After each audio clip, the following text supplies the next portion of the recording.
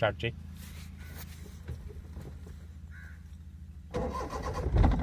First gear మూజీ ఎక్స్లేటరీ ఇప్పుడు ఎక్స్లేటరీ పని ఇట్లా పని ఎక్స్లేటరీ వల్ల స్టార్ట్ చేయి. క్లచ్ బాగా దుక్కుని గేర్ వేసుకొని ఎక్స్లేటరీ పర్వాలా ఈ ఎక్స్లేటరీ ఈ స్లోగా అట్లా ఓకే. సెకండ్ వేసుకో. లోటలు తెచ్చి లెఫ్ట్కి వచ్చి వెనక్కి రా.